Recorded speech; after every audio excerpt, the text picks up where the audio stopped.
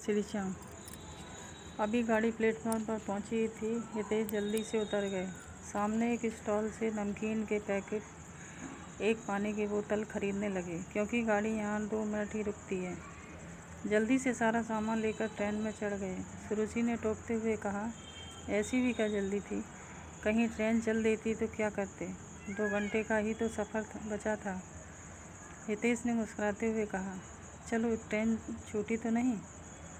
और फिर तुम्हें प्यास भी तो लगी थी। दोनों हंसने लगे।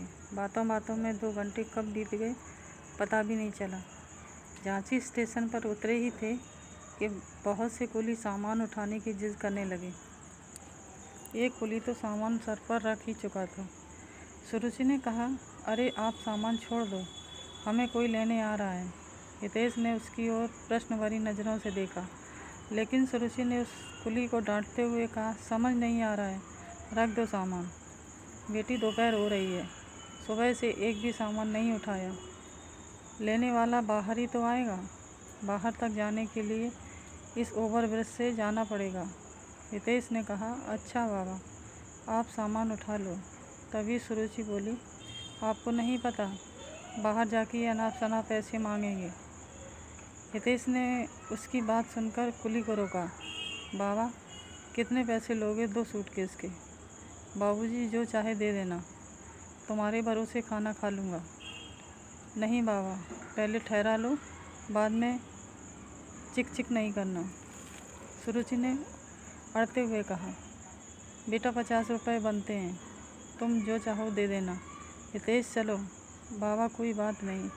वह बूढ़ा कुली बड़ी मुश्किल से सामान उठाकर ब्रिज पर चढ़ गया रहा था। सुरुचि हितेश पर बरसते हुए, कोई हट्टा कट्टा कुली नहीं कर सकते थे? इस बुड्ढे से तो सामान लेकर चढ़ा भी नहीं जा रहा है।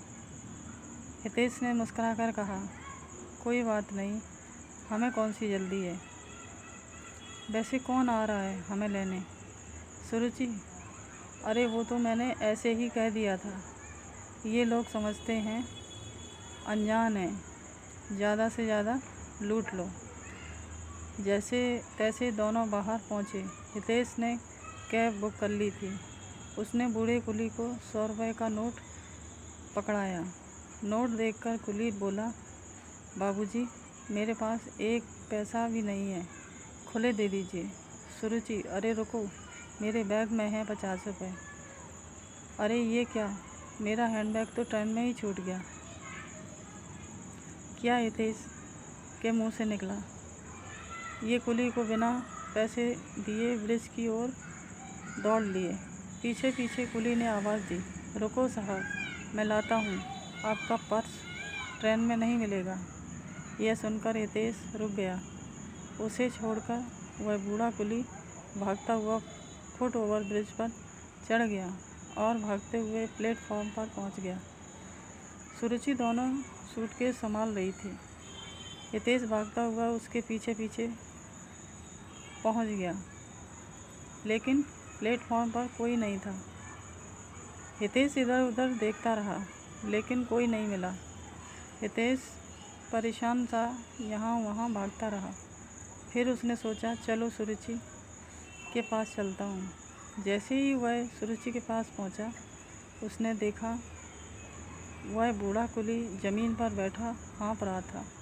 बाबा, आप ठीक तो हैं? सुरुचि उससे बार बार पूछ रही थी। हितेश ने पहुंचकर पूछा, क्या हुआ?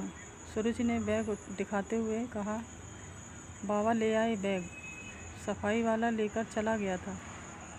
बता रहे हैं उससे लड़ झगड़ कर लाए हैं। आने जाने में इनकी सांस चढ़ गई। हितेश ने उन्हें पानी पिलाया। पानी पीकर वो थोड़ा ठीक हुआ तो खड़े होकर कहने लगा, साहब, हमें पता है इस समय कौन सफाई करेगा। आप ट्रेन में ढूंढते तो वहाँ बैग नहीं मिलता, बड़ी मुश्किल से लाया हूँ।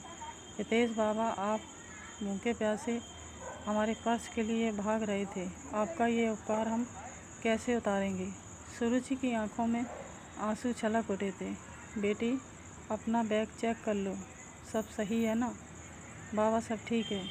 तभी हितेश ने जेब से निकालकर 500 रुपये दिए। नहीं बेटा, बस 50 रुपए दे दो, खुले, मैं खाना खा लूँगा। बस एक बात याद रखना बेटा, हर आदमी लूटता नहीं है, सब एक से नहीं होते। बहुत कहने पर भी उसने पैसे नहीं लिए और अपने 50 रुपए लेकर सामने ढाबे की ओर चल दिया। हितेश और सुरुचि एक दूसरे को देखते रहे थे। क्यों हमें हर आदमी चोर नज़र आता है? एक गरीब बूढ़ा आदमी एक उपकार हमारे ऊपर चढ़ा गया, जिसे शायद ही कभी उतारा जा सके। जय हिंद।